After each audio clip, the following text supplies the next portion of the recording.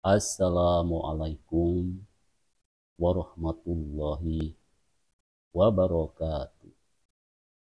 Alhamdulillah wa syukurillah wala haula wala quwata illa billah. Pertama dan yang utama, marilah kita panjatkan puji dan syukur kita hadirat Allah Subhanahu wa Ta'ala yang sampai hari ini masih memberikan banyak nikmat kepada kita. Nikmat iman, nikmat Islam, juga nikmat sehat fisik, mental, sosial, dan spiritual. Saudara-saudaraku, di podcast kali ini kita sedikit memberikan makanan-makanan terbaik yang bisa kita jadikan menu untuk makan sahur kita di pagi hari nanti dan juga selanjutnya.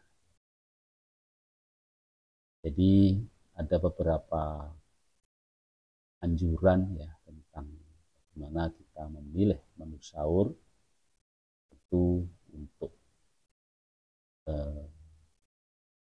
badan kita yang lebih fit, lebih sehat di saat kita menjalankan ibadah puasa.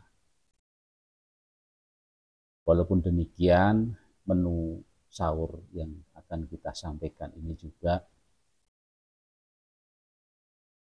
anjuran juga bukan hanya pada waktu sahur sesungguhnya, tetapi juga saya kira bisa kita jadikan sebagai menu sehat untuk sarapan kita dibanding dengan sarapan-sarapan yang lain. Kemudian juga kita mencoba ini lebih ke anjuran, ke hal yang lebih baik. Tapi juga kita mencoba memberikan beberapa hal yang walaupun halal, tetapi mungkin agak lebih baik kita kurangi, hindari, kita konsumsi sesedikit mungkin, terutama di waktu kita makan sahur. Apa yang menu sahur yang terbaik dari berbagai sumber yang saya dapatkan, yang tidak boleh lupa ketika kita sahur itu sesuai juga dengan sunnah Rasul juga di saat berbuka, yaitu kurma. Jadi memang kurma ini satu hidangan, satu makanan yang sangat dianjurkan ya. Jadi kadang-kadang bukan berarti ke Arab-Araban gitu ya. Karena tentu kita niatkan terutama dari sisi syariah adalah dari sunnah Rasul. Namun demikian dari sisi akal, kemampuan berpikir manusia dengan berbagai macam penelitian, ternyata juga memang kurma ini cukup sehat ya, baik untuk di waktu buka maupun juga di waktu sahur. Kemudian apalagi di waktu sahur yang dianjurkan adalah buah-buahan. Nah ini memang sepertinya ini belum menjadi kebiasaan kita dan alangkah baiknya kita berani mencoba untuk sesuatu yang berdasarkan berbagai hasil penelitian tentunya adalah yang baik untuk kita makan di waktu sahur, yaitu buah-buahan.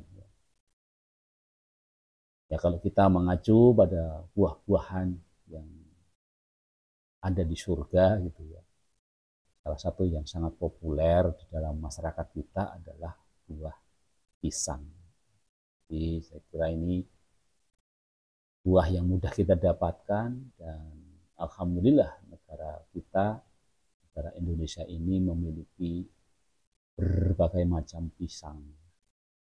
Dari pisang yang konon katanya enaknya kalau diolah lagi, satu pisang yang paling enak yang langsung bisa kita konsumsi. Kemudian dalam konteks hidup modern ya, mungkin saya juga baru mengenal setelah dewasa ini, waktu anak-anak tidak mengenal, yaitu apa yang disebut sebagai oatmeal. Ya. Jadi ini makanan yang berserat, biasanya memang dianjurkan untuk diet gemuk terutama ya, dan untuk mempertahankan berat badan tubuh ya, ditinjau dari sisi makanan ya, karena untuk mempertahankan berat badan tubuh ini kan juga bukan hanya dari makanan tetapi banyak hal gitu ya.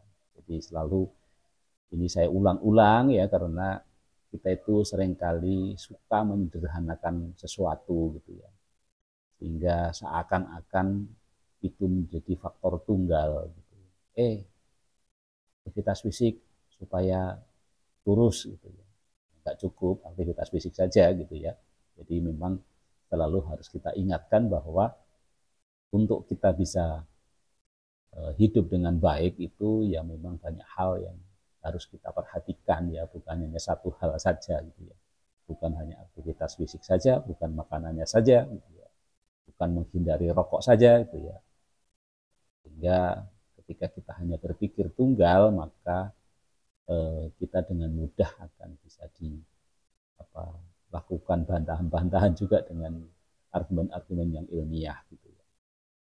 Kemudian saran yang keempat ya, ada kurma, buah-buahan, oatmeal adalah kacang-kacangan. Jadi saya kira ini juga kacang-kacangan di negara kita banyak sekali kacang-kacangan dan cukup mudah ya, kita mendapatkannya. Kemudian yang kelima juga yang tidak kalah penting ya, karena Islam ini tidak mengenal satu diet yang benar-benar tidak mau makan daging, jadi juga tetap dianjurkan untuk kita makan daging, ya, makan sumber protein utama, tapi kita pilihlah yang rendah lemak. Kenapa kita dalam konteks sahur itu perlu makan daging? Ya, karena salah satu kandungan di dalam makanan yang diserapnya itu tidak cepat, ya, itu adalah daging. Jadi dia akan serapan energinya itu cukup lama, ya, tidak cepat habis. Ya. Jadi memang ini daging juga diperlukan, ya, bukan dari daging. Ya. Hanya sarannya memang yang rendah lemak, ya. Apalagi kita di negara kita gitu ya. Kita selalu terus-menerus mengkampanyekan rendah lemak, karena sesungguhnya banyak makanan kita ini yang memang sudah kandungan lemaknya tinggi gitu ya. Jadi apalagi dengan tradisi sayur tumis ya, segala macam sayur itu pakai tumis, sehingga kita memang agak susah untuk melepaskan dari lemak dalam arti minyak goreng juga gitu ya. Jadi kan kita sudah pakai minyak goreng, yang kita kadang-kadang ironiskan, kita menggoreng sesuatu yang berlemak dengan minyak goreng gitu ya. Jadi anjurannya sebenarnya seperti daging, ikan gitu ya. Itu memang kalau apalagi sekarang sudah banyak peralatan masak yang canggih-canggih, yang sesungguhnya kadang-kadang kita tidak perlu menambahkan lagi minyak goreng, jadi ya cukup dengan minyak yang ada dari dagingnya itu bisa untuk mematangkan daging itu gitu ya. Apalagi tadi yang saya katakan daging-daging maupun ikan yang memang kandungan lemaknya tinggi. Kemudian yang keenam adalah yogurt, ya ini juga makanan kekinian yang saya kenal setelah saya dewasa gitu ya.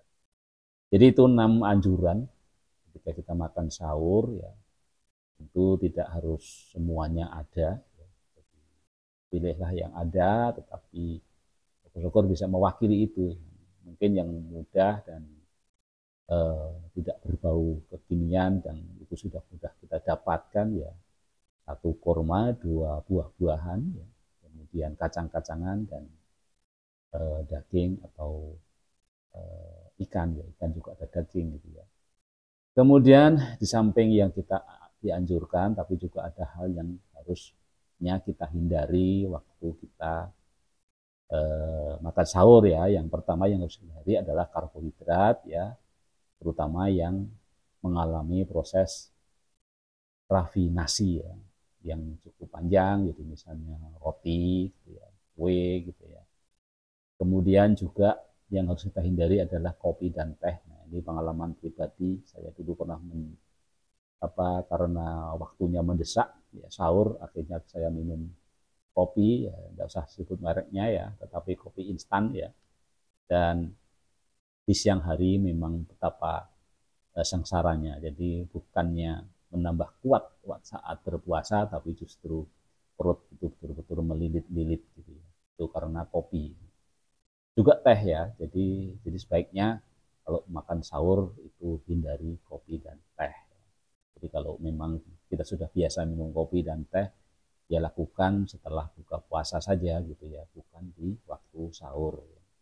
Kemudian juga yang harus kita hindari adalah lagi-lagi gorengan ya. Gorengan ini kalau sahur ya sebaiknya memang tidak usah ada gorengan gitu ya.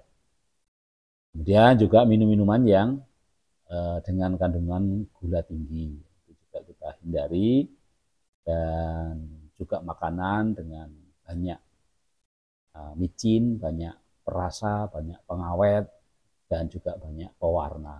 Jadi hindari juga makanan-makanan, misalnya makanan-makanan awetan yang biskuit misalnya. Kue-kue yang lama-lama, yang bertahan lama itu gunakan itu untuk kondisi-kondisi darurat, bukan untuk makanan harian. Jadi demikian yang bisa kita sampaikan pada podcast kali ini tentang menu sahur yang kita anjurkan dan juga menu sahur yang kita hindari.